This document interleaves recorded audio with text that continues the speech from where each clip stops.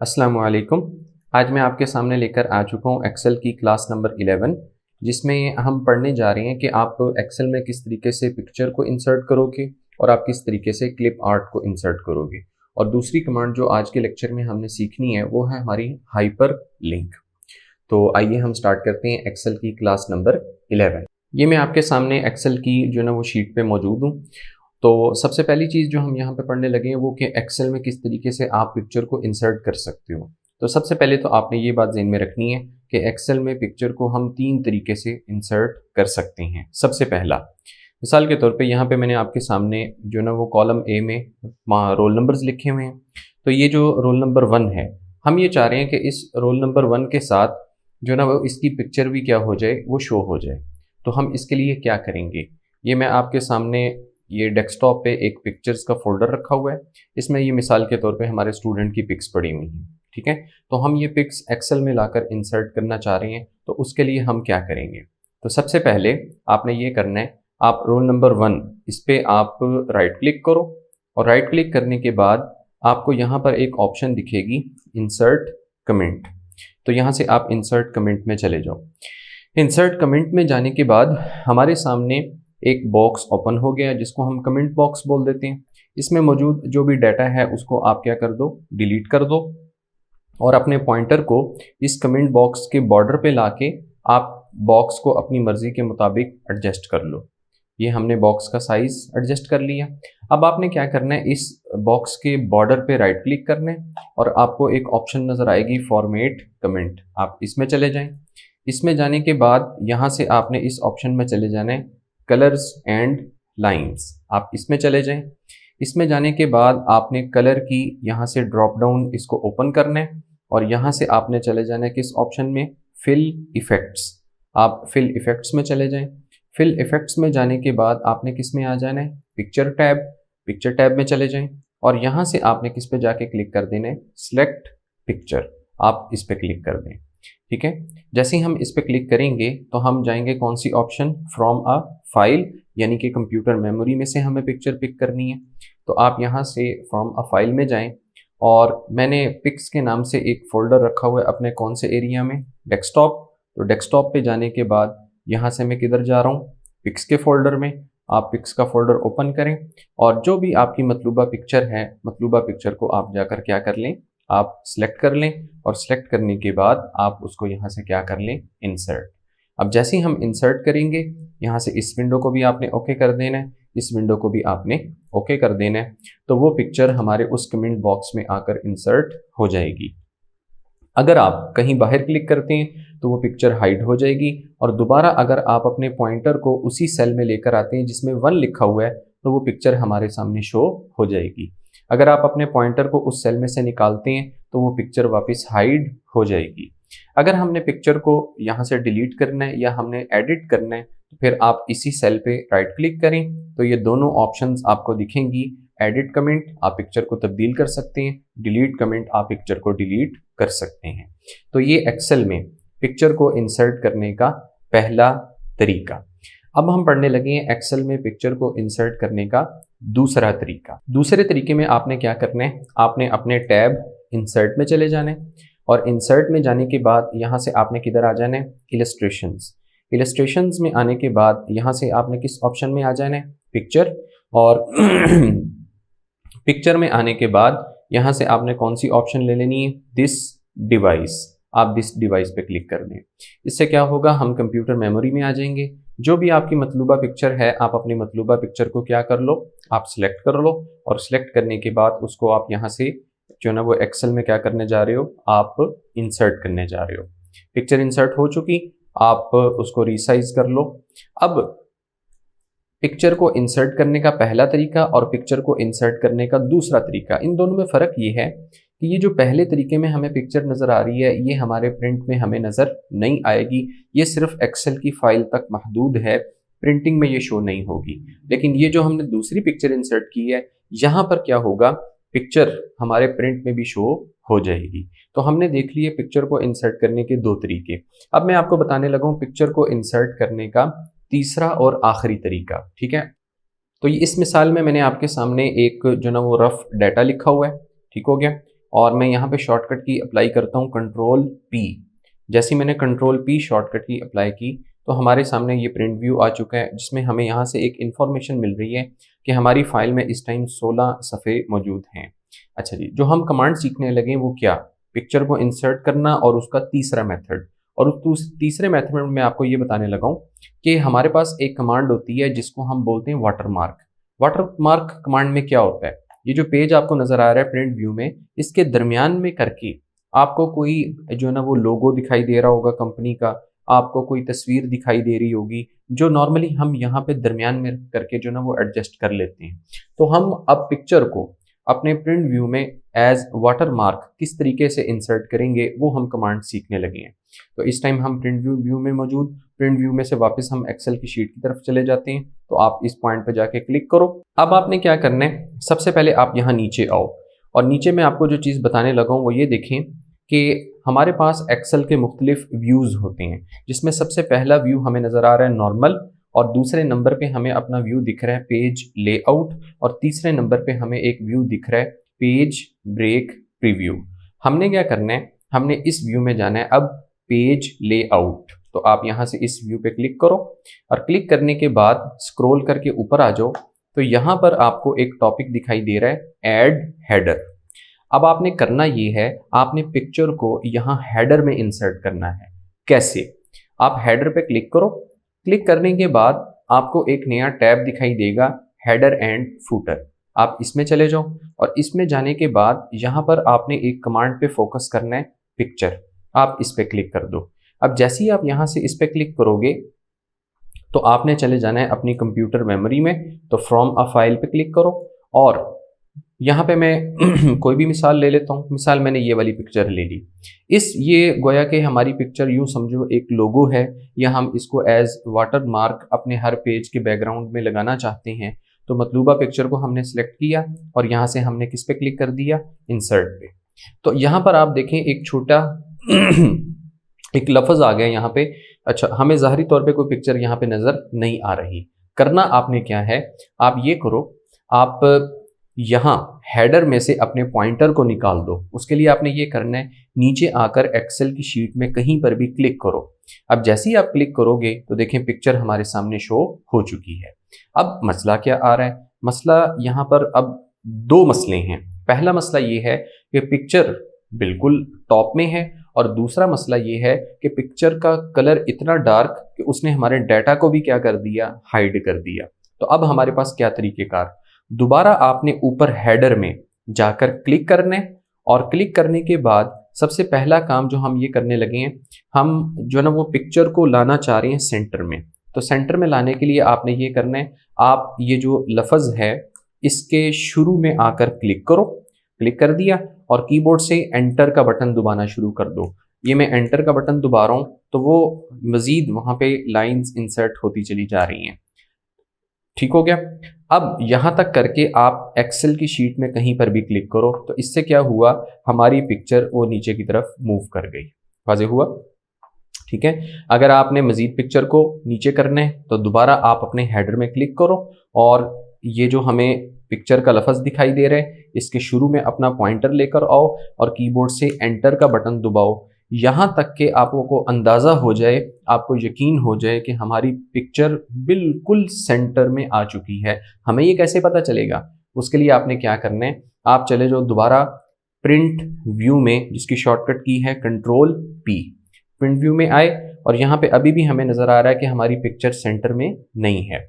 तो दोबारा यहाँ से आप बैक आ जाओ और हेडर में जाकर दोबारा क्लिक करो और तकरीबन 3 से 4 दफ़ा मज़ीद आप एंटर का बटन दबाओ। यहाँ एक्सेल की शीट में कहीं पर भी क्लिक कर दो और कंट्रोल पी आप प्रिंट व्यू में चले जाओ। तो अब हमारे एक अंदाजे के मुताबिक पिक्चर जो ना वो दरमियान में आ चुकी है। अब अगला जो टॉपिक है कि इस पिक्चर का जो कलर बहुत ज़्यादा जो ना वो डार्क, उसको लाइट कैसे किया जाएगा, अब मैं आपको वो बताने लगा हूँ। तो उसके लिए आपने ये करना है, दोबारा आपने हेडर में क्लिक करना है। हेडर पे क्लिक करने के बाद ये कमांड हमारी सिलेक्टेड होनी चाहिए और आपने अपने दोबारा कौन से टैब में चले जाने, हेडर एंड फूटर में जाकर यहाँ पर अब आपको पिक्चर के साथ एक कमांड दिख रही है फॉर्मेट पिक्चर। कि जो हम पिक्चर इंसर्ट कर चुके हैं उसको हम थोड़ी सी उसकी फॉर्मेटिंग करना चाहते हैं। तो आप इस पर क्लिक करें और क्लिक करने के बाद सबसे पहला काम हमने ये करना है, हमने यहाँ से जाना है कौन से टैब में, पिक्चर। आप इसमें आ जाएं और ये हमारा असल टॉपिक पड़ा हुआ है कलर ऑटोमेटिक। कलर ऑटोमेटिक का ये मतलब होता है कि पिक्चर का जो कलर वो अपने ओरिजिनल कलर के साथ शो होगी। हम ये नहीं चाह रहे, हम ऑटोमेटिक को बदल देंगे किसमें, वॉश आउट। वॉश आउट में क्या होगा कि हमारी पिक्चर का जो कलर है वो डिम हो जाएगा, हल्का हो जाएगा, पहली ऑप्शन। दूसरा आपने चले जाना है किसमें, साइज में। साइज के टैब में जाके यहाँ आपने थोड़ा सा फोकस करना है। यहाँ पे आपको दिखाई दे रहा है स्केल। स्केल मीन पिक्चर का साइज जो ओरिजिनल है वो उसी में शो हो या आप उसको छोटा बड़ा करना चाहते हो। हमने जो पिक्चर इंसर्ट की है वो साइज में छोटी है, तो हम चाहेंगे वो थोड़ी सी एक्सपैंड हो जाए। तो हम क्या करेंगे, उसकी हाइट में इजाफा कर देंगे। अब ये देखें, मैं हाइट में इजाफा कर रहा हूँ तो उसकी विड्थ में भी इजाफा हो रहा है। ये क्यों है, क्योंकि नीचे हमारे पास एक ऑप्शन है लॉक एस्पेक्ट रेशो, उसके चेकबॉक्स में टिक लगा हुआ है। इसके टिक होने का फायदा ये है कि जब आप हाइट में इजाफा करोगे तो खुद ब खुद उसकी विड्थ में भी इजाफा हो जाएगा। तो हमने पिक्चर का स्केल मिसाल थोड़ा सा बढ़ा लिया, हो गया काम मुकम्मल। तो दो ऑप्शंस आपने ज़हन में रखनी है, साइज और पिक्चर टैब में जाके कलर में कौन सी ऑप्शन, वॉश आउट। इस विंडो को आप यहाँ से ओके करें और एक्सेल की शीट में कहीं बाहर क्लिक कर दें और अब आप प्रिंट व्यू देखें, कंट्रोल P। तो अब आपको यहाँ पे जो पिक्चर नज़र आ रही है उसका कलर भी डिम हो चुका है और हमारे डाटा को भी वो हाइड नहीं कर रही। तो ये पिक्चर को इंसर्ट करने का हमने पढ़ लिया तीसरा तरीका, ठीक हो गया। तो मैं उम्मीद करता हूँ कि आपको पिक्चर को इंसर्ट करने के तीनों तरीके सही तरीके से समझ में आ चुके होंगे। अगर नहीं आए होंगे तो वीडियो को आप दोबारा देखें, दोबारा समझने की कोशिश करें। अगला टॉपिक जो हम यहाँ पे डिस्कस करने लगे हैं वो हमारा ये है क्लिप आर्ट, यानी कि पिक्चर को इंसर्ट करना तरीके हम देख चुके हैं। अब हम देखने लगे क्लिप आर्ट। सबसे पहले तो आपने ये ज़हन में रखना है कि क्लिप आर्ट क्या चीज़ है। मैं आपको यहाँ से लेके चलता हूँ गूगल के पेज पे। हम यहाँ गूगल पे मौजूद, सबसे पहले आपने ये ज़हन में रखना है कि क्लिप आर्ट किसी भी चीज़ के जो कार्टून करेक्टर्स हैं उसको बोला जाता है। मिसाल के तौर पे मुझे मोबाइल का कार्टूनिक करेक्टर चाहिए, मुझे जो ना वो कंप्यूटर का, मुझे लैपटॉप का कार्टूनिक करेक्टर चाहिए, तो हम क्या करेंगे। तो मैं आपके सामने गूगल में सर्च करता हूँ। ये मैंने आपके सामने सर्च किया कंप्यूटर क्लिप आर्ट, ठीक हो गया। अब क्लिप आर्ट मतलब किसी भी चीज़ का कार्टूनिक करेक्टर, तो हम चाह रहे हैं कंप्यूटर का, तो हमने यहाँ पे इसको सर्च किया। अब सर्च करने के बाद यहाँ से आप किधर चले जाएं, आप इमेजेस में, और इमेजेस में जाने के बाद यहाँ पर अगर आप देखें तो ये हमें क्या दिखाई दे रहे हैं, हमें कंप्यूटर के जो कार्टूनिक करेक्टर्स हैं हमें वो दिखाई दे रहे हैं, ठीक हो गया। इसी तरीके से मैं आपके सामने यहाँ पे अपनी सर्च को थोड़ा सा तब्दील करता हूँ। कंप्यूटर की जगह पे मैं यहाँ पे लिख देता हूँ गोट, ठीक है। और जैसे ही आप एंटर का बटन प्रेस करेंगे तो अब हमारे सामने जो गोट यानी कि बकरी, उसकी ओरिजिनल इमेजेस नहीं आ रहे बल्कि उसके क्या आ रहे हैं, कार्टूनिक करेक्टर्स आ रहे हैं। तो हमें टॉपिक जो वाजे हुआ वो ये हुआ कि क्लिप आर्ट किसी भी दुनिया के ऑब्जेक्ट का कार्टूनिक करेक्टर अगर आप चाहते हो तो आप सबसे पहले अपनी कैटेगरी लिखोगे और उसके बाद क्लिप आर्ट लिख दोगे, तो उस चीज़ के कार्टूनिक करेक्टर्स हमारे सामने शो हो जाएंगे, ठीक है। पहला पॉइंट हो गया। अब क्लिप आर्ट को इंसर्ट करने के तरीके वही पिक्चर वाले कि आप उसको कमेंट बॉक्स में भी लेके आ सकते हो, आप उसको एक्सेल की शीट पे भी शो करवा सकते हो और आप उसको वाटर मार्क के तौर पर भी इंसर्ट कर सकते हो। तो जिस तरह एक पिक्चर को इंसर्ट किया जाएगा उसी तरीके से एक क्लिप आर्ट को भी इंसर्ट किया जाएगा। अब हम बढ़ते हैं अपने अगले टॉपिक की तरफ जो कि हमारा क्या है, हाइपर लिंक। अब हाइपर लिंक क्या चीज़, हाइपर लिंक का मतलब ये होता है कि आपकी एक्सेल में डाटा मौजूद और आप उस डाटा का लिंक जोड़ देते हो किसी दूसरी फाइल के साथ। तीन मिसालें मैं आपको यहाँ पे दिखाऊंगा, कंप्यूटर फाइल, वेब पेज और अदर शीट। यानी आप अपने एक्सेल में मौजूद डाटा का लिंक जोड़ सकते हो कंप्यूटर में मौजूद किसी भी फाइल के साथ, चाहे वो एक्सेल की हो, चाहे वर्ड की हो, चाहे वीडियो हो, चाहे ऑडियो हो। आप अपने एक्सेल में मौजूद डाटा का लिंक जोड़ सकते हो किसी भी वेब पेज के साथ। आप एक्सेल में मौजूद डाटा का लिंक जोड़ सकते हो इसी एक्सेल की किसी दूसरी शीट के साथ, ठीक है। सबसे पहले हम बढ़ते हैं अपनी कंप्यूटर फाइल। तो आपने ज़हन में रखनी है एक शॉर्टकट की कंट्रोल के।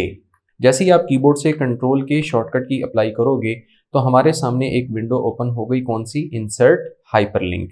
इस विंडो में आपने सबसे पहले क्या करना है, आपने यहाँ से इस ऑप्शन में जाना है। आपको एक फोल्डर आइकन दिखाई दे रहा है, ब्राउज फॉर फाइल। आप इस पर क्लिक कर दें। अब जैसे ही आप इस पर क्लिक करेंगे ये हम आ गए कंप्यूटर मेमोरी में। सबसे पहला काम आपने जो करना है, इस विंडो में आपने ऑफिस फाइल्स को यहाँ से किस में कन्वर्ट कर देना है, ऑल फाइल्स।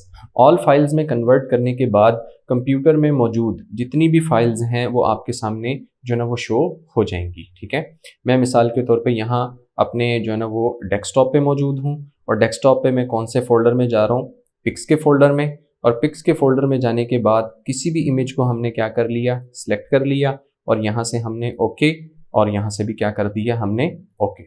अब क्या हुआ, यहाँ पे अगर आप गौर करें तो ये हमारे डाटा का कलर चेंज हो गया।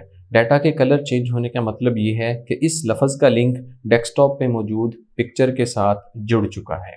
अब आपने करना ये है, जैसे ही आप इस लफ्ज़ पे क्लिक करोगे तो वो पिक्चर हमारे सामने ओपन हो जाएगी। जब हम इस पिक्चर को यहाँ से बंद करेंगे तो वो वापस हम एक्सेल की फाइल में आ जाएंगे। तो ये पहला हाइपरलिंक का तरीका कि आप अपने एक्सेल का डाटा, उसका लिंक कंप्यूटर की किसी फाइल के साथ जोड़ सकते हो।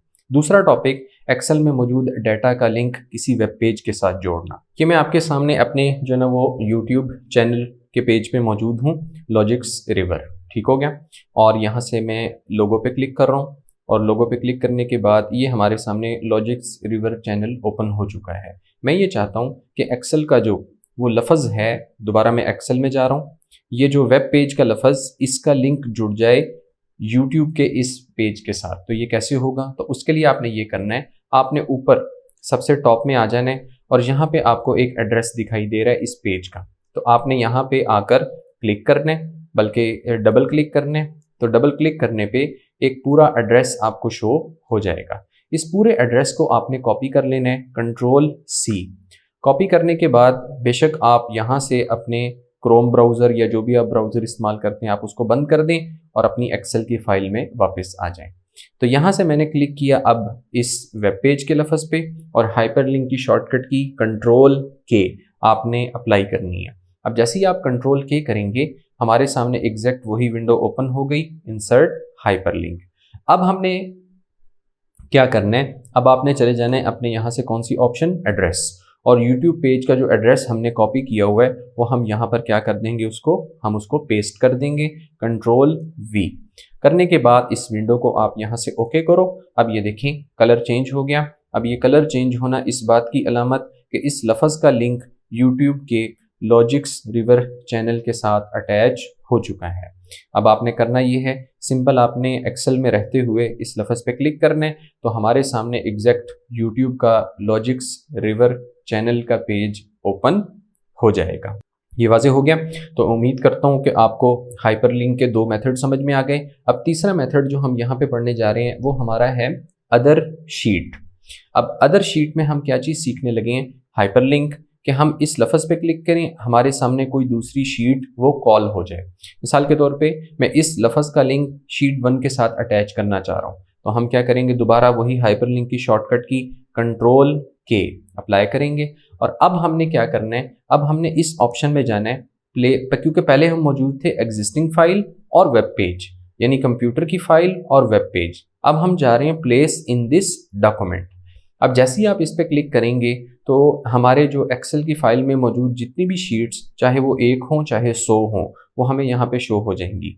तो मतलूबा शीट जिसके साथ आपने लिंक जोड़ना है आप उसको सिलेक्ट कर लो, और सिलेक्ट करने के बाद इस विंडो को आप यहाँ से क्या कर दो, ओके कर दो। तो अब इस लफ्ज़ का लिंक शीट 1 के साथ अटैच हो चुका है। तो अब आप इस लफ्ज़ पे क्लिक करें तो हम एग्जैक्ट फौरी तौर पे अपनी शीट 1 की तरफ ट्रांसफ़र हो जाएंगे। तो मैं उम्मीद करता हूँ कि हाइपरलिंक के जो 3 मेथड्स हमने सीखे, computer file, web page, other sheet, ये तीनों आपको अच्छे तरीके से वाज़े हो चुके होंगे। तो मैं अपना आज का लेक्चर यहीं पे क्लोज करता हूँ। उम्मीद करता हूँ जो हमने आज पढ़ा वो आपको सही तरीके से समझ में आ चुका होगा। अगर कोई पॉइंट्स आपको क्लियर नहीं है तो मुझे कमेंट्स में बताएं, मैं ज़रूर आपको इंशाल्लाह इस पे मज़ीद जो है ना वो गाइड करूँगा। तो मिलूँगा इंशाल्लाह आपको एक नए लेक्चर के साथ। तब तक के लिए अपना ख्याल रखिएगा। अस्सलामु अलैकुम।